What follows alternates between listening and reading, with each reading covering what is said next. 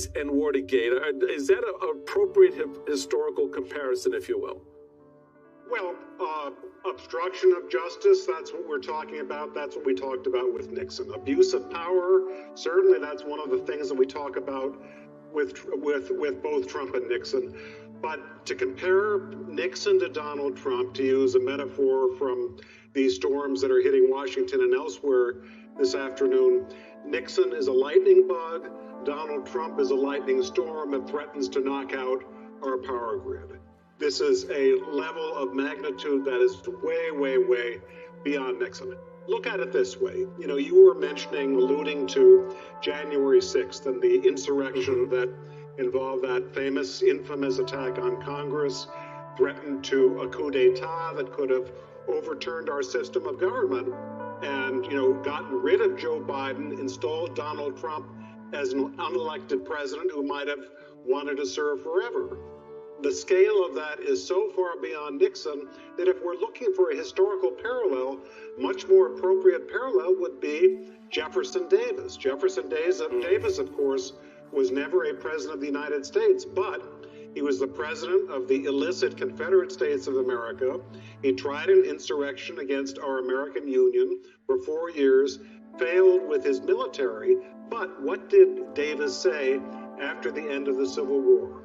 He was indicted. He was never sent for a long time to prison. And what did he say a few years later? He said, I and the Confederacy did not lose the Civil War. We were cheated out of a victory that we won. Who does that sound like to you? Yeah, and it's the eeriness there is very compelling, and I was struck by Trump's reference to the 1987 letter that Nixon wrote to him. What can you tell us about that relationship between Trump and Nixon? Trump sucked up to Nixon for years, involved a lot of things. He wrote him letters, aside from this one, this is from Nixon to Trump. Trump wrote Nixon letters saying, "You're a great man and I admire you so much." He took Nixon on his plane on at least one journey to Texas at the end of the 1980s. He kept on trying to get him to buy an apartment in Trump Tower. And essentially, they had, a couple of things in common, which was a pretty cavalier attitude to the use of presidential power and abuse. And I believe that Gerald Ford's pardoning of Richard Nixon was a big message to Donald Trump that the presidency, if you're elected to it, is a free crime zone. Gerald Ford said Nixon had suffered enough. The country could not withstand the ordeal of seeing a former president go to prison.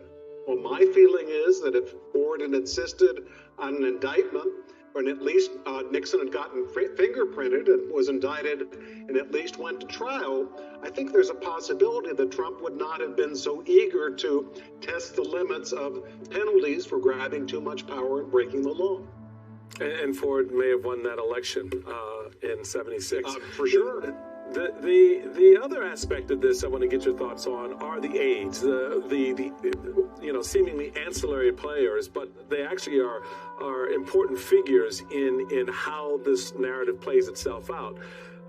Like Nixon, these aides face charges. What does the experience from the aides that were around Nixon who got in trouble, went to jail, say about what could potentially happen with Nada and D'Olivia here in the Trump case? Well, Trump, as we know, is no student of history. I don't think he's read a history book, maybe ever. Maybe he's seen some documentaries or cartoons. But what I would say is that Trump is very aware of the fact that Nixon didn't go to jail, but look what happened to his chief aides. Haldeman, Ehrlichman, the Attorney General John Mitchell, they all went to jail in Nixon's stead. And so if Trump was looking for a lesson from Nixon, and I think it's more likely that Trump aides who know a lot more about history than he does, including perhaps Roger Stone, who worked for both Trump and Nixon, the lesson to take from the Nixon experience is that if you get scapegoats and fall guys, you can let them take the blame for what you actually have done that's done wrong.